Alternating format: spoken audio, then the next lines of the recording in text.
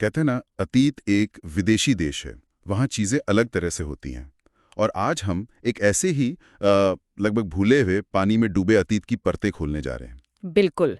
एक ऐसा अतीत जो हमारी नजरों से ओझल हो गया है। हाँ, हमारे पास कॉम्प्स रंडूज जियोसाइंस में छपा एक नया शोध है।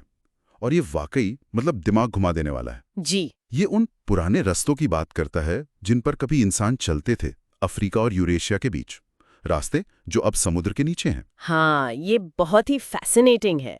सीधी बात यह है कि जब आखिरी बड़ा हिमयुग खत्म हुआ, बर्फ पिघली तो समंदर का पानी बहुत ऊपर चढ़ गया। बिल्कुल। और इससे जमीन के बड़े बड़े हिस्से और अहम रास्ते सब पानी में समा गए।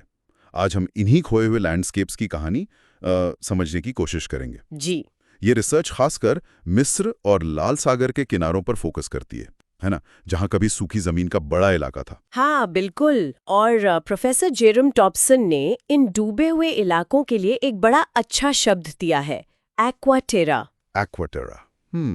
ये क्या है? गिनाओ, मतलब विस्तार से बताएं। देखिए, एक्वाटेरा मतलब वो विशाल डूबे हुए इलाके जो कभी धरती की सतह का हिस्सा थे, खासकर आखिरी हिमयुग के दौरान और उसके बाद। अच्छा। ये इंसानों के बसने और क्या कहते हैं माइग्रेशन, मतलब एक जगह से दूसरी जगह जाने के लिए बहुत जरूरी थे।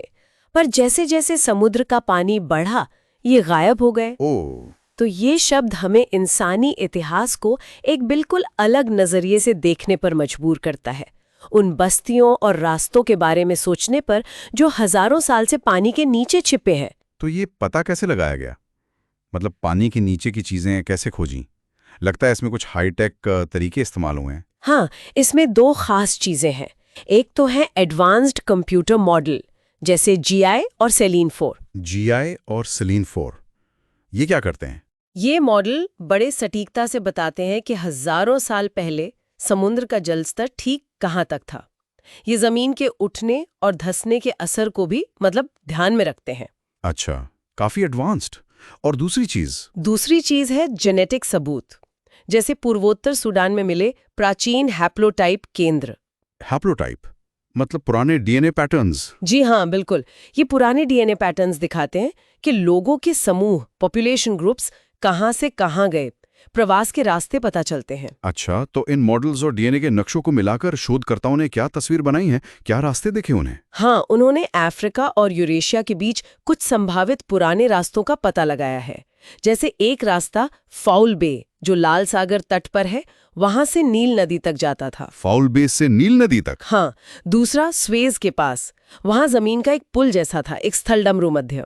ओके। और तीसरा यूरोप की तरफ सिसिली और इटली के बीच मेसिना स्ट्रेट से होकर एक समुद्री रास्ता था। ये सब तब मुमकिन था जब समुद्र का लेवल आज से काफी नीचे था। समझ गया। मतलब ये सिर्फ रास्ते ही नहीं थे, लगता है कुछ और भी चौंकाने वाली बातें सामने आई हैं। आपने कहा था शायद खोए हुए शहर। हाँ, यही तो सबसे दिलचस्प बात है। ये शोध इशारा करता है कि फाउल बे जैसे इलाकों में शायद पानी के नीचे पुराने शहर भी दबे हों। शहर पानी के नीचे? हाँ, उन्होंने अंदाजन इसे बेरेनिस एक्वाटेरा कहा है। वहाँ कुछ अजीब तरह की मूंगे की चट्टानें मिली हैं, ऐसी जगहों पर जहाँ वे कुदरती तौर पर नहीं बननी चाहिए। मूंगे की चट्टानें अजीब क्यों हैं वो? अजीब इसलिए क्योंकि उनका पैटर्न और लोकेशन ये शक पैदा करता है कि शायद ये किसी पुरानी डूबी हुई इंसानी बनावट, जैसे इमारतों की नींव वगैरह, पर उगी हों। क्या बात है! मतलब मूंगे की चट्टानें पुरानी इमारतों के ऊपर उग गईं। ये तो कमाल की बात है ना? और इसका मिस्र के इतिहास से भी गहरा लेना देना हो सकता है। वो कैसे? मिस्र के इतिहास से? देखिए, अब तक हम मानते थे कि मिस्र की सभ्यता नील नदी के किनारे दक्षिण से उत्तर की तरफ फैली एक लीनियर प्रोग्रेशन था। हाँ, यही पढ़ा है हमने। लेकिन ये शोध फाउल बे से नील नदी तक का एक और रास्ता सुझाता है, लाल सागर तट से। ओह। इसका मतलब ये हो सकता है कि ऊपरी मिस्र का जुड़ाव सिर्फ नील नदी से ही नहीं था, बल्कि लाल सागर के तट से भी काफी गहरा था।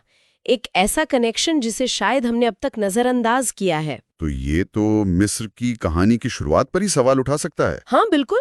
ये उस पारंपरिक सिद्धांत को चुनौती देता है। अच्छा, तो अब ये थ्योरी पुरानी सोच को चुनौती दे रही है, इसीलिए शायद रिसर्च करने वाले कह रहे हैं कि अब फौरन इन डूबी हुई जगहों की पानी के नीचे खोजबीन होनी चाहिए। बिल्कुल। शोधकर्ता जोर दे रहे हैं कि खासकर स्वेज और फाउल बे के इलाकों में तुरंत पानी के नीचे आर्कियोलॉजिकल सर्वे मतलब पुरातात्विक खोज शुरू करनी चाहिए। कौन जाने वहां क्या सबूत मिल जाएं, शायद वो शहर ही मिल जाएं। वाकई ये दिखाता है कि टेक्नोलॉजी कैसे हमें इतिहास के छुपे हुए पन्ने पढ़ने में मदद कर सकती है। ऐसा लगता है कि हम अपने अतीत के बारे में शायद बहुत कम जानते हैं। हाँ, और ये हमें सोचने पर मजबूर करता है कि जो इतिहास हम जानते हैं वो कितना अधूरा है। शायद जमीन पर दिखने वाले खंडहरों से ज्यादा राज समंदर की गहराइयों में छिपे हों। बिल्कुल। और ये हमें इस सवाल के साथ छोड़ जाता है जो शायद इतिहास और भूगोल की तैयारी करने वालों के लिए भी अहम हो सकता है। हाँ, कि इन एक्वाटेरा इलाकों में लहरों के नीचे इंसानी सफर और बस्तियों के और कितने अनजाने किस्से दबे पड़े हैं जो बस अपनी खोज का इंतजार कर रहे हैं। ये एक बड़ा सवाल है। तो आज की इस गहरी चर्चा के लिए बहुत बहुत धन्यवाद। ये जानकारी बेहद महत्वपूर्ण थी। शुक्रिया। और अगर आपको भी ये चर्चा ज्ञानवर्धक लगी तो इस वीडियो को लाइक करें, अपने दोस्तों के साथ शेयर करें और हमारे चैनल को सब्सक्राइब करना ना भूलें। अगर आपके कोई सवाल या विचार हैं तो नीचे कमेंट्स में ज़रूर बताएं, हम जवाब देने की कोशिश करेंगे। मिलते हैं अगली बार।